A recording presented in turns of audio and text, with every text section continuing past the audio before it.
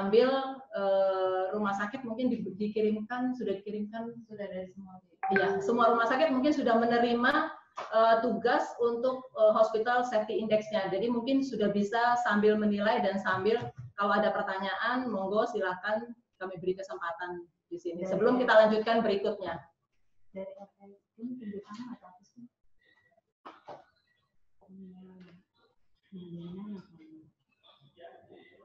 Ibu, tidak bilang silakan guys.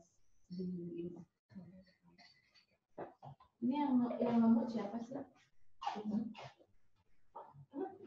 Dibuka aja semuanya. Yang dari situ. Silakan Bapak Ibu, kalau ada pertanyaan sampai di sini, silakan di unmute dari icon mikrofon.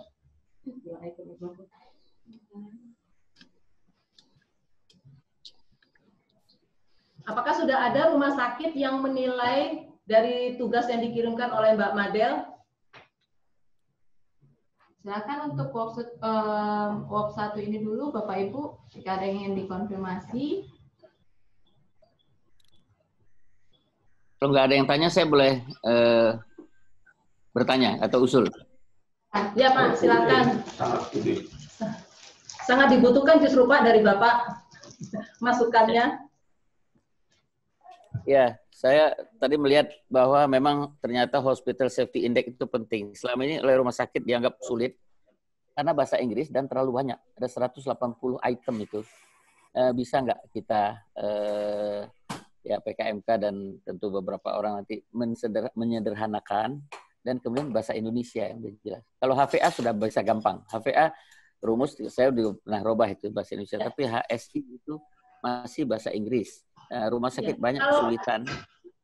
Ya, mungkin bisa langsung saya jawab saja Pak bahwa kami PKMK sudah memiliki terjemahannya. Jadi kami sudah mentranslate itu dalam bahasa Indonesia dan itu sudah kita buat.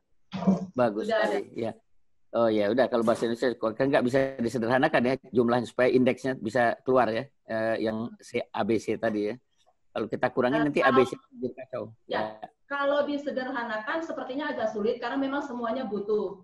Tapi itu juga sebenarnya gampang. Nanti itu juga sebenarnya rumah sakit juga tinggal memasukkan. Nah ini memang kami membuatnya ini untuk pelatihan sendiri khusus untuk analisis risiko dan HSI ini karena memang harus pelan-pelan menghitungnya satu persatu. Jadi rumah sakit harus tahu dulu bagaimana kondisi dari mulai bangunan sampai kepada semuanya. Ya, mungkin harus dilengkapi dengan tutorial ya, Bu. Ya, kita buatkan tutorialnya. Jadi, sehingga dia tahu ini apa sih, DO atau apa ya lah ya. Saya banyak pengalaman kalau survei ke rumah sakit, kami nggak ngerti dok, bikin ini udah banyak, bahasa Inggris, udah pusing duluan. Gitu ya. Nah, terima kasih kalau sudah bahasa Indonesia. Ya, baik Pak. Terima kasih.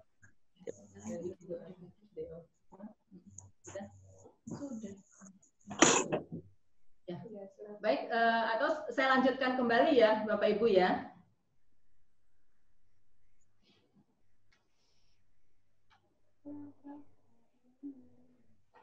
Ya. Saya lanjutkan kembali ke komponen HDP, tadi sudah disebutkan, kemudian bagaimana analisis risiko dan skenario, ini masuk kepada HSI tadi yang sudah kita bahas, ini nanti akan kami buatkan. Ini sudah ada terjemahannya, semua HSI ini sudah ada terjemahannya, hanya mungkin nanti ada keterangan-keterangan yang akan kami isi kembali untuk masing-masing masing-masing listnya ya, masing-masing listnya sehingga rumah sakit lebih mudah untuk mengisinya. Kemudian, nah ini, jadi ini tadi untuk spesifik dan all hazard preparedness, persiapan bahaya baik yang khusus dan umum ini memang sudah harus disiapkan dari awal. Nah, saya yakin rumah sakit yang memiliki hospital disaster plan sudah memiliki ya untuk gempa, tapi saat ini harus memiliki juga persiapan untuk kalau terjadi bencana, contohnya COVID-19. Kemudian SOP. Nah, SOP ini memang hospital disaster plan ini isinya memang SOP, berbagai macam SOP, banyak sekali SOP yang harus dimasukkan di dalamnya.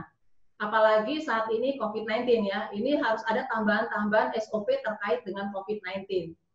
Kemudian fasilitas dan search capacity, ini sudah kita bahas dari mulai ada webinar pertama ini juga terkait dengan fasilitas-fasilitas apa saja yang dibutuhkan, kemudian jelas search capacity ini terkait dengan 4S ya, kemudian form-form apa saja yang sudah disiapkan. Nah, ini kadang-kadang form ini juga sangat dibutuhkan untuk pelaporan, sehingga kalau sekarang COVID-19 memang nilainya agak sedikit ya, misalnya bahwa rumah sakit ini memiliki 1, 2, 3 sampai masih ratusan. Tapi kalau misalnya terkait dengan kasus seperti gempa di Palu kemarin, itu sangat membutuhkan form dari rumah sakit yang menyiapkan laporan yang begitu banyak, karena sampai beribu-ribu pasien yang bisa masuk ke dalam rumah sakit, dan setiap harinya selalu penuh, bertambah terus. Sehingga memang form ini harus sudah kita siapkan lebih awal. Nah, kemudian ini work 2. Work 2 ini kita berhenti di sini dulu ya. Kita silakan, apakah rumah sakit Anda sudah memiliki dokumen Hospital Disaster Plan? Nah, bagaimana dengan skenario tentang COVID-19 di daerah Anda? Apakah HDP sudah aktif saat ini? Atau mungkin belum aktif? Apa yang harus rumah sakit lakukan saat ini? Mungkin ini saya berikan kepada Mbak Madel untuk memfasilitasi untuk work 2 dulu ya. Baik, Bapak Ibu semua, untuk work 2 ini sudah dijawab oleh Bapak Ibu dari tadi malam, dari jam 9 malam sampai tadi pagi. Kami tunggu jam berapa kita tutup tadi pagi, jam 6 pagi itu kita tutup. Jadi dari review singkat, dari 40 rumah sakit ada 35 rumah sakit. Oke, baik. 35 rumah sakit yang mengirimkan, hanya ada 2 rumah sakit yang belum memiliki Hospital Disaster Plan. Oke, nanti kami reportkan ini Bapak Ibu, kami buatkan infografisnya. Kemudian ketika kami tanya, apakah di rumah sakit di Hospital Disaster Plan-nya tadi sudah memiliki ICS, ternyata semua yang menjawab memiliki HDP, sudah memiliki ICS, struktur pengorganisasiannya ada. Kemudian, nah ini yang menarik yang kami tanyakan terkait 2 minggu kita penanganan COVID ini, hampir 2 minggu lebih. Apakah ICS yang ada sudah berjalan untuk penanganan COVID? Nah ini bervariasi. Jadi kita mendapatkan 7 rumah sakit yang menyatakan belum menjalankan ICS-nya untuk menghadapi COVID ini. Nah, jadi ini nanti kami review lagi Bapak Ibu, nanti ada kaitan setelah ini, setelah Bu Bella menyelesaikan ini, kita ada langsung perhitungan self-assessment. Nah, ini kami tunggu Bapak Ibu untuk mengerjakannya sampai nanti jam 10. Kemudian untuk masalah secara garis besar ini, Bu Bella, Bapak Ibu semua kami sampaikan, pada saat pelaksanaan ICS ini, kemudian dalam menghadapi 2 minggu kejadian COVID ini, rata-rata rumah sakit menyatakan bahwa kebingungan untuk menggerakkan SDM. Kemudian yang kedua, yang terbesar kedua adalah SDM ini terkait rujukan juga, selain juga yang internal. APD dan Satgas ini terkait pendanaan. Jadi kalau secara garis besar 2 ini yang menjadi permasalahan. Begitu Bapak Ibu, mungkin ada yang mau mewakili untuk menyampaikan lebih real kenyataannya. Kalau ini kita lakukan survei tadi malam cepat untuk seluruh tim, sehingga kita mengetahui situasi di rumah sakit Bapak Ibu. Silakan dibuka saja mic-nya. Di unmute mic, tanda mic di sebelah kanan bawah. Silakan RSPAU kayaknya ini. Mungkin Dr. Nomi sepertinya kayaknya sudah siap untuk bicara. Ya, silakan Pak. Agak lebih dekat Pak ya.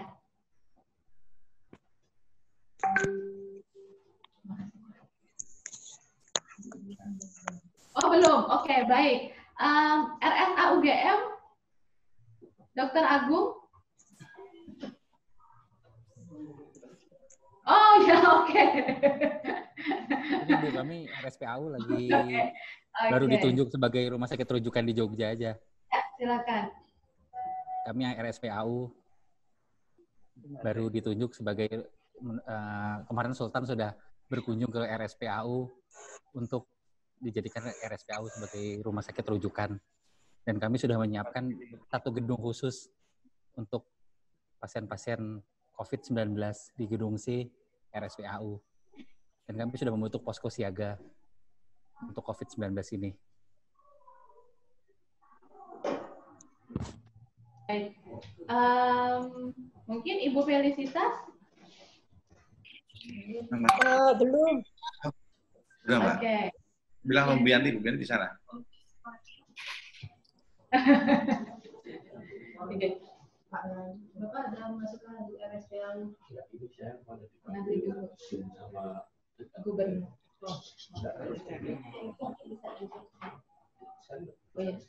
Oh ya. Oh. Ya. Baik. Halo, Mbak. Bu Madel, Ya. Bu Madel, halo. Ya. Halo, Bu Madel. Ya. Ya. Mungkin saya mau tanya di RSPAU ya. Ya. Coba kita perdalam di RSPAU. Ya, apakah di RSPAU akan mengembangkan HDP dengan ICS nggak ya? Karena tugasnya berat sekali tuh. Coba. Ya benar Prof. Ya. Kami sekarang sedang mempersiapkan, memang baru dipersiapkan gedungnya beserta alat-alatnya. Karena kami juga ditunjuk dari TNI AU untuk kan sebagai rumah sakit pusat Angkatan Udara untuk mempersiapkan diri kalau bila terjadi hal-hal yang tidak diinginkan. Jadi kami siap, hanya makanya tadi saya bilang masalah sarana prasarana dan perbantuan sumber daya manusianya ini biasanya kita kalau dari TNI kan dibantu sama instansi-instansi lain pun. Ya, karena gini, tadi yang sekarang Bu Bila ya, misalnya begini ya, RSPAU itu membuat semacam HDP-nya diaktifkan ya, dengan model incident command system, nanti akan dibahas ya. Itu kan berarti ada unit-unit yang temporary yang dibentuk, Pak, atau nanti kita lihat ya, dan itu akan misalnya ya, RSPAU itu kesulitan SDM, kekurangan SDM. Ya. Nah, nanti akan di-backup oleh rumah sakit lainnya, Pak, dari DIY secara bergiliran. Ya. Tapi tentunya harus ada orang atau tim di RSPAU yang ngelola SDM ini, Pak. Karena nggak mudah nih, karena juga akan terkait dengan karantina, nanti habis kerja itu masuk ke hotel atau masuk ke wisma yang memang dipakai untuk karantina sebelum pulang ke rumah dan sebagainya. Ya. Ya, benar Pak. Nanti kita koordinasikan lebih lanjut. Yang jelas kemarin Sultan sudah mengunjungi rumah RSPAU melihat fasilitas gedungnya. Memang kita sudah mengosongkan satu gedung itu. Jadi pasien-pasien yang ada di gedung itu kita pindahin ke gedung-gedung lain. Jadi sampai sekarang pun sudah kami sterilkan, dalam arti tidak boleh ada yang lewat situ. Kita kasih polislan. Jadi memang gedung itu untuk sementara tidak bisa dilewati orang. Jadi benar-benar pasien COVID-19 itu ditaruh di situ memang. Hanya sumber daya sementara memang dari TNI AU semua memang sekarang. Belum ada perbantuan. Ya, karena memang konsepnya dengan surge capacity ini, yang nanti sore dibahas juga ya, jam 3:30 ya, jam 3 ya, setengah 4 ya. Ya, itu juga akan bagaimana seperti rumah sakit yang ditunjuk menjadi pusat rujukan ini juga bisa dibantu oleh SDM. Mungkin begitu, Bu Bila ya, kita dibahas mengenai pengalaman di berbagai bencana alam ya, yang dari luar itu. Ya. Ya, halo, ya, Bu Bila.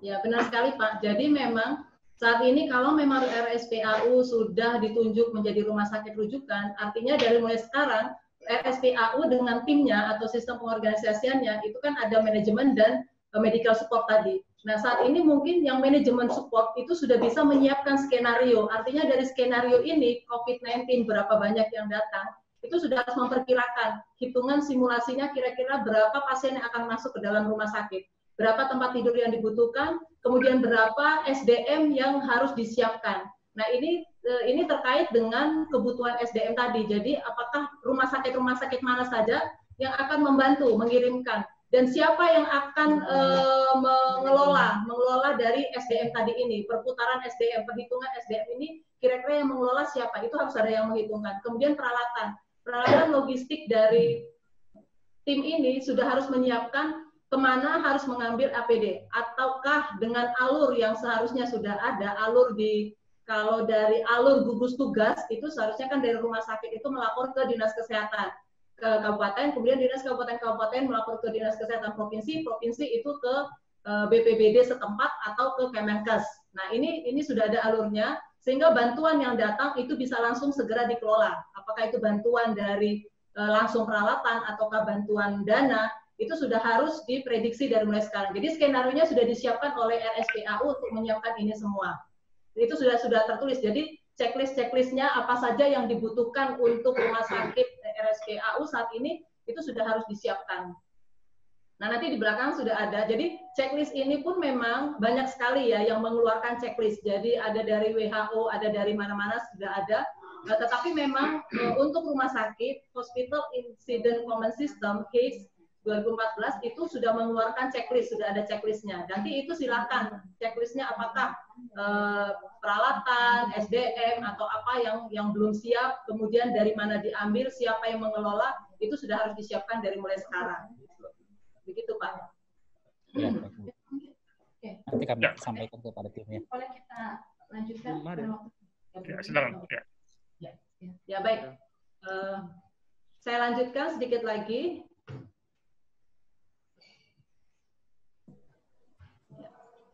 Ya, saya sedikit berbicara tentang overview saja tentang Incident Command System. Kenapa kita menggunakan Incident Command System? Nanti Pak Hendro besok dan Nusa akan menjelaskan lebih jelas lagi, lebih dalam lagi tentang Incident Command System ini dan hubungannya dengan rumah sakit. Nah, kalau kita berbicara dengan Incident Command System, latar belakangnya ini dikembangkan pada tahun 70 karena kebakaran di California. Jadi lesson learn-nya ternyata pada saat kebakaran itu banyak sekali korban dan lain-lain, itu sudah mereka melihat dalam situasi itu bahwa ternyata respon itu jarang dikaitkan dengan kurangnya sumber daya atau kegagalan taktik. Artinya, sebenarnya sumber daya banyak, peralatan juga bisa banyak. Contohnya kalau sekarang ini ya dengan COVID-19, kalau kita berbicara tentang misalnya kayak pilkada atau apapun ya, itu kan banyak perusahaan-perusahaan yang bisa langsung membuat apapun. Nah saat ini apakah nanti mungkin ini berkaitan dengan surge capacity pembiayaan ya, itu nanti ada bahasanya sendiri. Tapi bagaimana rumah sakit ternyata memang sudah harus menyiapkan ini. Apakah perusahaan-perusahaan itu bisa membantu rumah sakit dalam menyiapkan kekurangan sumber daya tadi, peralatan misalnya, kemudian untuk SDM, bagaimana apakah kita sudah siap. Jadi ternyata lesson learn dari ini dilihat bahwa ternyata bukan karena kurang sumber daya atau kegagalan, tapi memang tidak ada kejelasan siapa melakukan apanya.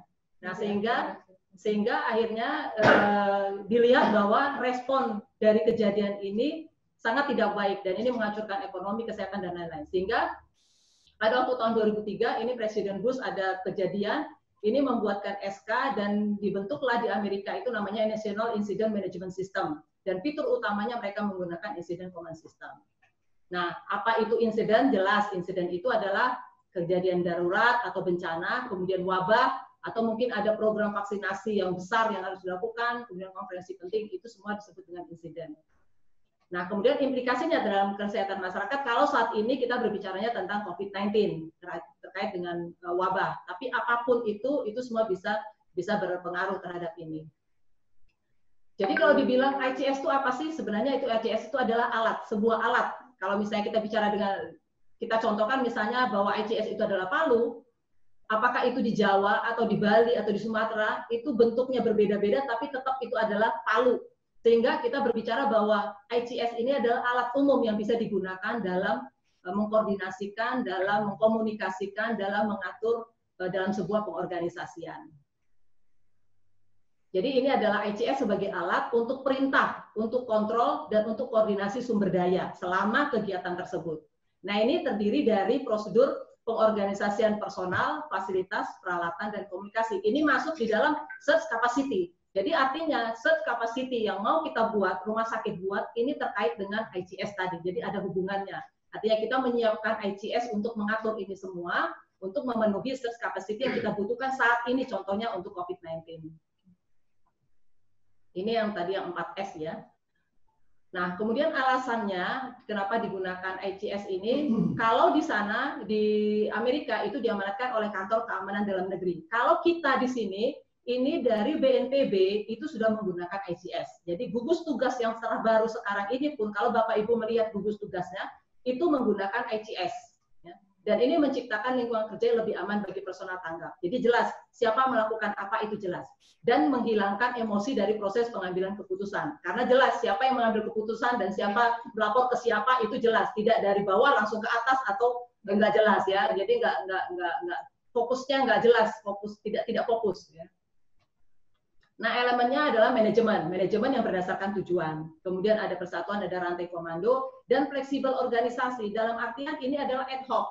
Jadi tidak birokrasi. Nah, ini harus dipahami bahwa ICS ini bukan birokrasi. Jadi tidak semerta-merta bahwa apapun keputusan yang saat darurat itu harus menunggu dulu, misalnya direktur sebagai pengarah. Nah, saat ini situasi darurat. Seorang komandan itu bisa mengambil keputusan pada saat itu juga. Dan fleksibelnya itu adalah tergantung situasi. Kalau bencana alam, gempa bumi, kemudian hanya kecelakaan, itu sangat fleksibel dalam organisasi. Tidak harus semua tim yang 40 orang itu harus turun ke lapangan atau harus melakukan tugasnya. Ini bisa saja sebagian. Ya, kemudian ada rentang kendali, kemudian akuntabilitas pribadi, komunikasi terintegrasi, dan pengelolaan sumber daya yang jelas ya. Nah, dalam ICS ini ada 5 fungsi manajemen. Ada komando, ada operasional, logistik, perencanaan, dan keuangan administrasi. Ini besok akan dijelaskan lebih dalam lagi oleh Dr. Hendro ya, lebih jalan lagi seperti apa sebenarnya ICS ini. Saya hanya membicarakan ini secara garis besar seperti apa sebenarnya ICS, tanggung jawab dari masing-masing fungsional ya. Ini ada dari yang 5 tersebut ya. Oke, nah nanti silakan rumah sakit masing-masing kalau dia sudah menjadi rumah sakit rujukan, dia bisa melihat checklistnya. Nanti sudah ada di website checklist respon bencana yang bisa dipakai. Ya. Nah ini kemudian untuk work 3 silakan saya kembalikan ke Mbak Madel. Oke. Baik Bapak Ibu, saya mau menunjukkan cara pengerjaan kita selama 4 hari ini Bapak Ibu berbasis website. Baik. Mungkin sebelum saya menunjukkan website ya silahkan Mbak Happy. Nah ini Bapak Ibu silahkan kunjungi bencana-kesehatan.net. Sebentar, kita munculkan dulu. Ini sudah masuk, Bapak Ibu. Ini jalan anu kita. Enggak, ini memunculkan. Sebentar ya, baik. Silakan Bapak Ibu kalau mau ada berkomentar dulu. Sebelum kita tunjukkan share screen, ya share screen, Google itu ya, share di bawah. Oke, nah ini Bapak Ibu silahkan klik bencana-kesehatan.net. Di sini terus bawah. Oke, di sini ada serial workshop online. Nah sekarang klik di sini, kita baca selengkapnya. Jadi mungkin kita bisa memahami model pengerjaan kita selama 4 hari ke depan ini. Jadi sudah ada yang kebuka? Oke, sebentar. Baik. Ya, alamatnya website bencana-kesehatan.net. Jadi kita berinteraksi selama 4 hari melalui website ini, Bapak Ibu.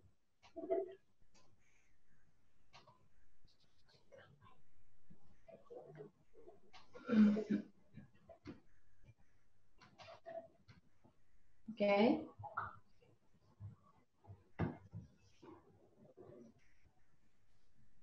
Oke, melalui website ini Bapak Ibu. Nah, di sini Bapak Ibu di dalam website ini, jadi kita ada 4 kali pertemuan Bapak Ibu. Jadi hari ini memang kita overview. Dan terima kasih kepada Bapak Ibu semua yang sudah mengirimkan, makanya kami batasi hanya 40 rumah sakit. Karena di sini setelah ini kami memang akan mereview penugasan-penugasan Bapak Ibu yang harapannya itu bisa kita Bapak Ibu aplikasikan langsung untuk menghadapi situasi COVID ini. Jadi di hari pertama ini memang overview tentang Hospital Safety Index dalam SNARS, kemudian HDP dalam SNARS, dan juga tentang overview ICS. Sehingga penugasan hari ini ada 2 Bapak Ibu. Silahkan klik di sini itu. Kemudian kita masuk kepada materi. Jadi materi Dr. Bella tadi sudah bisa Bapak Ibu upload. Maksudnya Bapak Ibu download. Kemudian yang kedua ada materi pendahuluan dari Dr. Hendro. Nah, ini berkaitan dengan kegiatan besok. Jadi penugasan ini kalau bisa kami tunggu sampai jam 5 sore ini. Singkat Bapak Ibu cukup mengomentari skenario, jawab satu permasalahannya apa. Jadi tugasnya sudah ada di dalam dan dikirimkan melalui website ini juga. Di sini ada klik kirim penugasan. Kemudian, nah untuk ICS banyak sekali pertanyaan-pertanyaan untuk Hospital Safety Index dari Bapak Ibu semua. Untuk Hospital Safety Index materinya bisa Bapak Ibu download sendiri melalui Google biasa, Hospital Safety Index, namun itu yang berbahasa Inggris, tapi nanti akan kami upload di sini yang berbahasa Indonesia. Nah, tapi untuk tugas kali ini, karena kita memang fokus di ICS, sehingga Bapak Ibu klik di bahan penugasan hari ini, itu khusus untuk Hospital Safety Index yang untuk mengukur ICS Bapak Ibu pada saat ini untuk menghadapi COVID ini sudah siap atau tidak. Jadi seperti itu ya, Bu Bella. Mungkin sementara itu silakan diberikan komentar Bapak Ibu tentang penugasannya. Jadi interaksi kita tidak hanya terbatas 1,5 jam di pagi ini, tapi kita lanjut ke website dan ada di WhatsApp group. Silakan Bapak Ibu. Halo Mbak. Halo. Ya, halo. Halo Dr. Bella, ini dari Palu. Ya, mana? Dok, kami ini dari Dinas Kesehatan Provinsi kemarin atas arahan dari Bapak Gubernur bahwa Dinas Kesehatan Provinsi kami akan membentuk satu rumah sakit darurat COVID. Nah, dalam pelaksanaan rumah sakit layanan darurat itu diharapkan nanti pasien-pasien yang PDP dari gejala ringan sampai sedang itu masuk di situ, nanti yang parahnya baru ke rumah sakit rujukan utama. Nah, yang kami ingin tanyakan, adakah panduan pelaksanaan rumah sakit darurat yang dibuat oleh UGM sehingga kami bisa mengambil contoh mengenai bagaimana aturan atau SOP pelaksanaan rumah sakit darurat. Itu aja Mbak Mandel. Ya, Dokter. Terima kasih Dokter Rizko. Jadi memang kalau dari UGM kami tidak punya kesiapsiagaan terkait untuk rumah sakit. Tapi itu sudah ada dari Kemenkes, itu sudah punya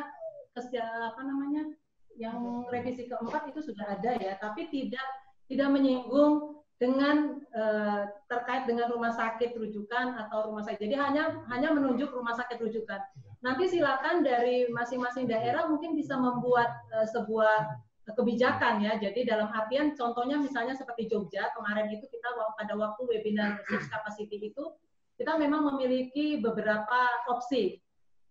Apakah daerah itu akan semua rumah sakit yang sudah ditunjuk itu menjadi rumah sakit rujukan atau hanya 2, kemudian yang lain menjadi rumah sakit triase atau screening untuk mengirimkan. Nah, ini nanti alurnya silakan. Nanti kami akan coba buatkan alur-alurnya yang seperti dokter dari Dinas Kesehatan Palu sampaikan.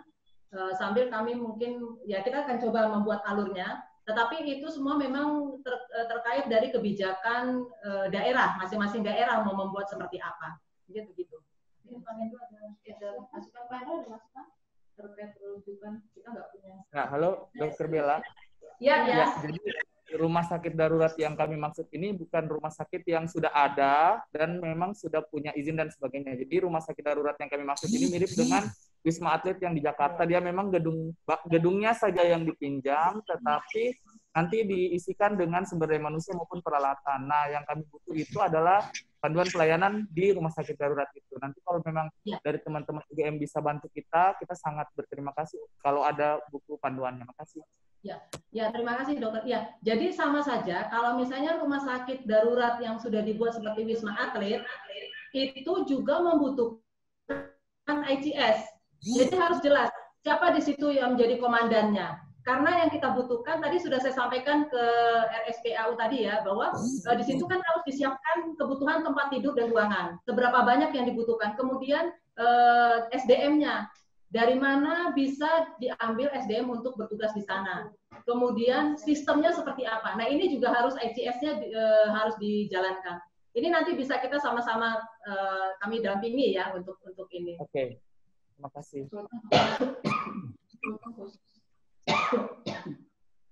Enggak apa-apa dibilang gitu.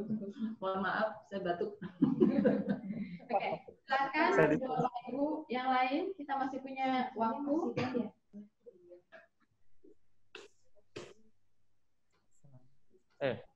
Tidak bisa kan? Dia juga nggak bisa dapat itu. Berarti dia punya sinyal.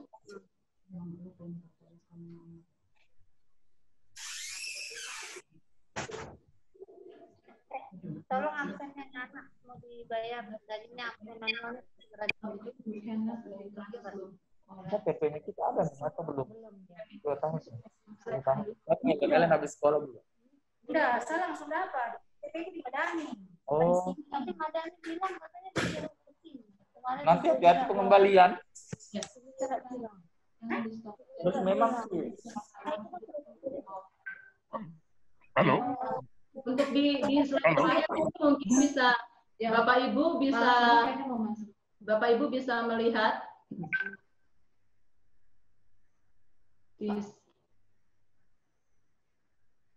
Ya, halo Bu Bella.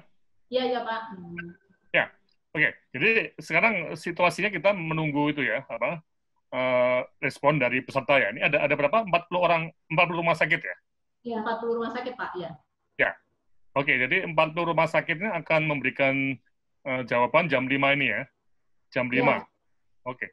Ya, karena dari sini kita akan analisis untuk kemudian besok pagi ya kita akan mengklasifikasikan mungkin ada berapa rumah sakit yang memang harus segera menyusun ICS-nya karena sudah RSPAU itu ya.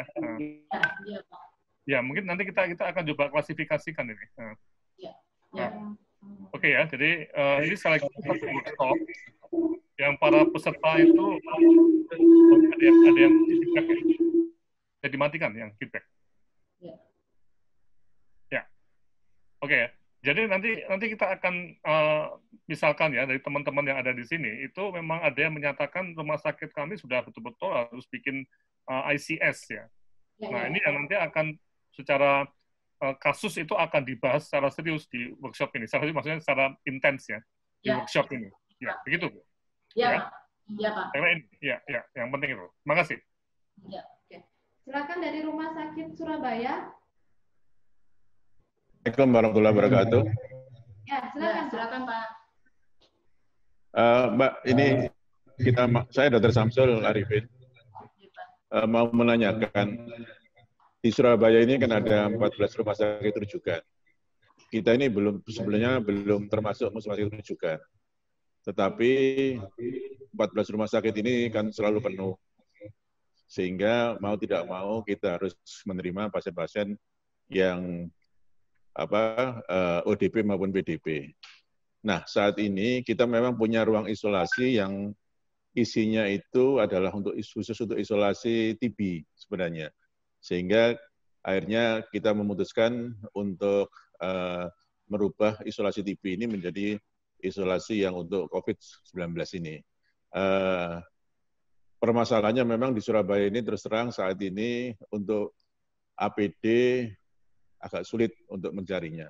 Sehingga kita sudah membentuk tim, juga untuk peralatan-peralatan kita walaupun dengan peralatan yang terbatas, tetapi khusus untuk yang di ruang isolasi kita menggunakan alat yang sesuai dengan standar. Nah, yang kami tanyakan bagaimana untuk kita melakukan ruang isolasi yang TB itu menjadi ruang isolasi COVID-19 untuk sementara ini. Kemudian yang kedua, kalau memang ada yang PDP ini, kita ini terus terang yang pneumonia ini untuk melakukan tes PCR juga agak sulit karena reagennya agak habis dan sebagainya. Ini kami mohon untuk masukan ataupun saran-saran dari teman-teman dari UGM. Terima kasih. Assalamualaikum warahmatullahi wabarakatuh.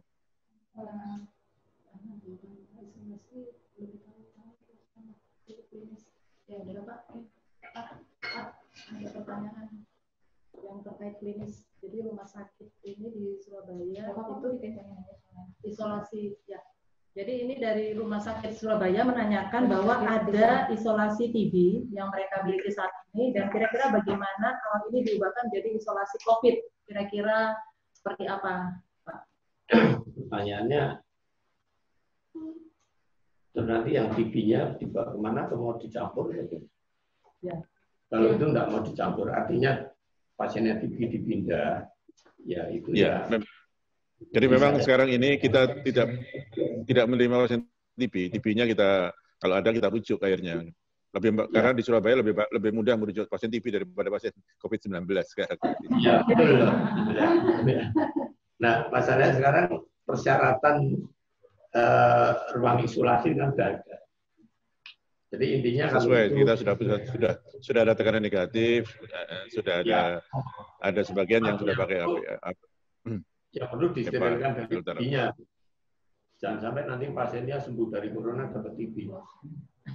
Jadi sebelum dimasuki pasien PDP ini, COVID ini disterilkan dulu kan, prinsipnya itu aja. Oke. Jadi kita sudah memakai HEPA filter anunya. Ya. Baik, terima kasih. Saya tambahkan sedikit untuk terkait dengan APD dan logistik. Itu nanti kalau Bapak Ibu bisa melihat HSI, itu nanti di situ ada jelas tertulis logistik. Seharusnya logistik ini juga timnya itu terbagi atas manajemen dan juga teknis. Jadi ada manajemen yang memang berpikir bahwa dia harus mengusahakan ke vendor atau kemana untuk mengusahakan APD tadi ini. Jadi tidak serta-merta semua orang logistik ini menjadi orang-orang yang mengatur hanya di dalam teknis untuk kebutuhan obat-obatan atau apapun. Tapi ada manajemen dari logistik ini yang juga sudah harus disiapkan untuk ke vendor. Nanti di HSI itu juga ada tertulis terkait dengan logistik, apakah sudah melakukan dengan vendor lain untuk mengusahakan kebutuhan logistik di rumah sakit. Ya. Itu. Baik, terima kasih Bapak Ibu. 5 ya, menit. Bu Bila, Bu Madam. Halo. Ya, Pak. Ya, Pak Samsul. Ini saya mau tanya Pak Samsul ya. Di Surabaya itu apakah sudah versi Jatim ataupun versi Surabaya itu bersama-sama Dinkes atau ID dan sebagainya sudah mulai membentuk semacam kelompok yang memang nanti akan menerapkan ICS tapi untuk level kota atau mungkin provinsi. Tadi untuk masalah APD, masalah logistik, masalah rujukan itu apakah sudah mulai membuat itu, Pak? Pak Samsul, silakan. Halo? Ya, Pak Samsul bisa di-unmute. Halo, Silakan Pak Samsul menanggapi. Pak Samsul bisa di-unmute. Ya, artinya Pak Lasono menyatakan bahwa ICS ini tidak hanya di rumah sakit, tapi juga ada di tingkat level dari dinas kesehatan dan juga dengan provinsi atau daerah. Jadi tadi yang seperti di materi saya yang pertama dalam kebijakan itu. Jadi rumah sakit ini juga sebenarnya ada di dalam klaster kesehatan dan juga dalam tim di daerah. Nah ini kan ada alurnya sebenarnya. Apakah rumah sakit juga sudah ada gugus tugas atau ICS-nya untuk ini? Baik, terima kasih. Untuk timnya sudah ada tim gabungan dari Dinas Kesehatan, kemudian dari Persi, dan dari ID. Cuman untuk menentukan ICS-nya masing-masing rumah sakit, rujukan ini masih belum. Terus kita mudah-mudahan nanti ini akan kita sebarkan untuk bagaimana cara menilai tim ICS ini dari form yang sudah akan dikirimkan oleh dari teman-teman dari UGM. Mudah-mudahan nanti dengan itu akan bisa lebih tergambar lagi situasi rumah sakit rujukan yang ada di Surabaya maupun di Jawa Timur. Terima kasih atas masukannya Pak Prof. Laksono. Ya, nanti Pak Samsul nanti jam 3:30 sore Pak. Jadi ini kan kalau pagi kan untuk internal rumah sakit ya.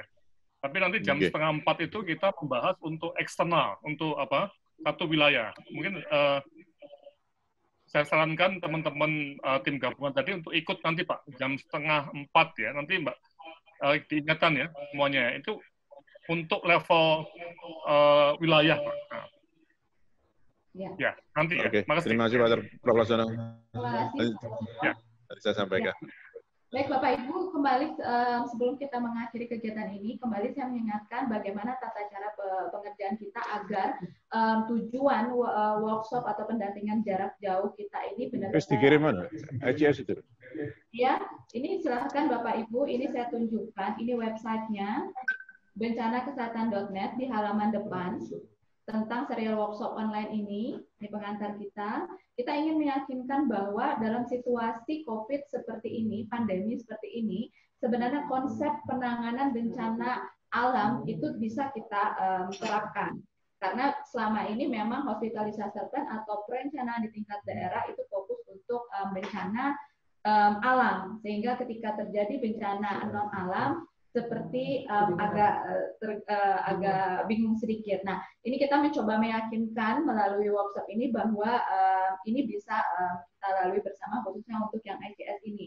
Jadi tujuan dari workshop ini pertama untuk refreshing kembali bagaimana pengaktifan insiden command system yang sudah ada di kerangka hospital disaster plan Bapak Ibu semua.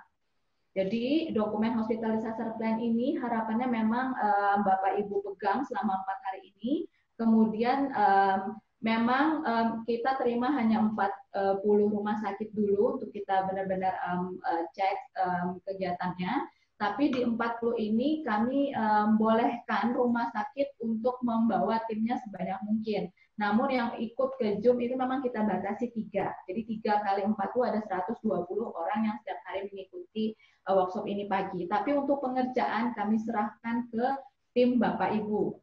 Yang kedua, tujuannya untuk mendiskusikan permasalahan dalam pelaksanaan ICS ini tadi. Jadi pelaksanaan HDP untuk COVID-19 ini. Nah, output setelah nanti hari Jumat, jadi di Sabtu Minggu kami akan evaluasi apakah peserta memahami aktivasi ICS di rumah sakit. Kemudian rumah sakit memiliki dan mengaktifkan tim bencana ini tadi. Dan yang ketiga, rumah sakit mempunyai dokumen yang diperbaharui terkait penanganan pandemi COVID-19. Nah, kemudian terima kasih. Ini persyaratan yang kami syaratkan kepada Bapak Ibu semua adalah rumah sakit dan kemudian komitmen selama 4 hari. Kami akan cek juga absensinya. Dan penugasan-penugasannya juga, dan terima kasih Bapak Ibu yang sudah menjawab 4 pertanyaan survei ini tadi, sehingga kami sudah dapat dari 40 tadi ada 2 yang memang belum memiliki HDP. Nah, ini mungkin model untuk 2 rumah sakit ini nanti akan coba kami lebih intens lagi. Nah, kemudian silakan Bapak Ibu pahami, di sini ada agenda kegiatan. Hari ini hari pertemuan pertama, di sini ada tujuan umum dan tujuan khususnya. Materi silakan di-download, ini sudah kami masukkan. Nah, di sini materi Dr. Bella, kemudian di atasnya ada materi pendahuluan. Ini terkait untuk besok. Materi pendahuluan Dr. Hendro Wartatmona ini kami tunggu sampai jam 5 sore. Bapak Ibu mengomentari hanya 1 kalimat. Hanya 1 kalimat untuk masalah dan ya, berapa? Jadi di situ ya, di situ tampilkan seperti skenario gitu ya. Kemudian nanti dari skenario yang sebetulnya itu dari kejadian nyata. Jadi tampilkan? Bisa, Pak. Ya. Sebentar ya. Ini, Pak. Ya, oke. Makasih. Ya. Iya. Jadi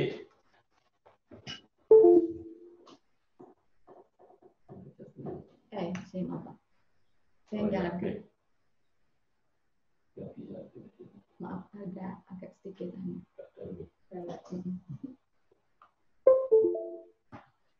Nah, itu sudah saya.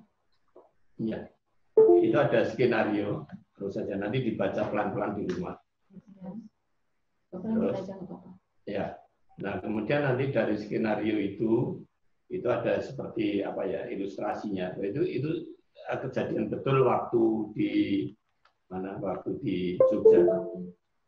Nah, kemudian dari skenario itu coba kita minta Bapak Ibu peserta itu ini terjemahannya. Ya. Masing-masing peserta itu membuat analisa ya, dari kejadian di atas. Kemudian dari kejadian atas itu menyebutkan 3 masalah yang timbul dari situ. Masalahnya banyak sekali. Pilih aja 3 yang paling disukai gitu ya. Nah dari masalah yang timbul itu jalan keluarnya apa? Singkat aja. Jadi jawaban singkat maksimal 1 kalimat untuk 1 masalah dan 1 kalimat untuk 1 jawaban. Jadi dari 1 masalah itu 1 kalimat, jawabannya juga kalimat aja, pendek aja. Misalnya Ibu Bapak melihat bahwa di situ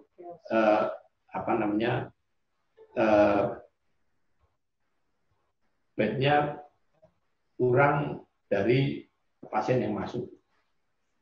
Kemudian jalan keluarnya apa? Tambah bed misalnya. Nah itu masalah-masalah yang real yang sudah spesifik, tidak masalah umum. Tidak masalah. Jadi yang spesifik apa? Misalnya itu infeksinya tinggi, setelah operasi semua itu infeksinya tinggi. Jalan keluarnya apa? Misalnya jalan keluarnya misalnya antibiotiknya ditambah misalnya begitu. Nah nanti itu akan dikumpulkan jawabannya, kita tunggu di website sampai jam 17. Nanti itu akan kita ulah, saya sampaikan untuk bahan untuk besok. Terima kasih. Ya, baik, terima kasih. Itu penugasan penjelasan dari Pak Hendro. Kemudian Bapak Ibu, ini referensinya akan kami tambahkan hari ini. Ya, ini akan kami tambahkan lagi tentang Hospital Safety Index yang besarnya. Namun, silakan Bapak Ibu klik di bawah sini. Ini ada bahan penugasan hari ini. Jadi hari pertama ini kita akan tahu, Bapak Ibu akan mengisi seberapa besar kesiapan rumah sakit Bapak Ibu khusus untuk kapasitas pelaksanaan insiden command system. Jadi ini kami ambil dari HSI, tapi memang khusus disingkat pertanyaan bagian manajemen yang mengukur ICS saja. Jadi untuk yang logistik dan yang lain mungkin ada di seri yang lain, tapi ini untuk ICS. Nah, ini berbahasa Indonesia, kemudian ada penjelasannya, jadi benar-benar bisa self-assessment oleh Bapak Ibu, dan kami ingatkan kembali, ini juga kami tunggu, Bapak Ibu langsung submit saja tugas ini di sini, kirim penugasan di sini. Jadi itu klik di situ, langsung menuju ke email. Emailnya langsung masuk ke kami, kemudian diisi nama instansi, kemudian upload file tadi, jadi file yang Dr. Hendro dan file untuk ICS ini tadi. Jadi kira-kira seperti itu Bapak Ibu. Kemudian di pertemuan kedua besok kita khusus lagi untuk ICS. Nanti ada juga bahan penugasan, tapi yang kedua ini sudah tidak banyak. Jadi dari ICS Bapak Ibu di hari pertama ini, dari ICS Bapak Ibu hari ini, itu kemudian besok akan kita bandingkan dengan teori atau yang seharusnya seperti apa, sehingga kita bisa identifikasi apa yang kurang yang memang harusnya ada saat ini disiapkan oleh rumah sakit. Kemudian masuk di hari ketiga, itu akan masih di 1-2, lanjut di hari yang ketiga itu akan kita bantu untuk membuat jadwal petugas. Jadi kapan orang ini di rolling kapan khusus untuk ICS ini tadi. Di hari keempat kita godok lagi per kasus Bapak Ibu. Jadi workshop ini benar-benar tergantung dari keaktifan Bapak Ibu menyampaikan permasalahan yang ada terkait ICS sehingga kami bisa membantu. Kira-kira seperti itu. Tadi yang membuka Prof. Laksono, barangkali Prof. Laksono masih ada untuk penutup. Silakan Bapak Ibu 5 menit mungkin terakhir sebelum kita akhiri. Ada tanggapan atau jawaban terkait penugasan di sini. Jadi jangan disebut penugasan ya Bapak Ibu. Apa ya ini ya? Feedback mungkin dari Bapak Ibu agar kami tahu situasi di rumah sakit. Komen ya. Silakan. Oke. Jika tidak ada mungkin saya serahkan ke Bu Bella untuk kesimpulan karena Pak Laksono mungkin sudah balik ke ini dong. Oke, saya stop share.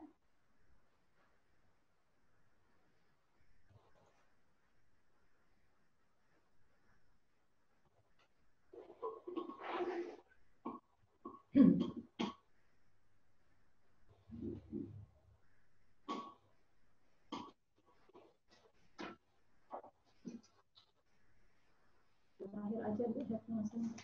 Joni. Halo Dr. Joni. Ya, ini sudah.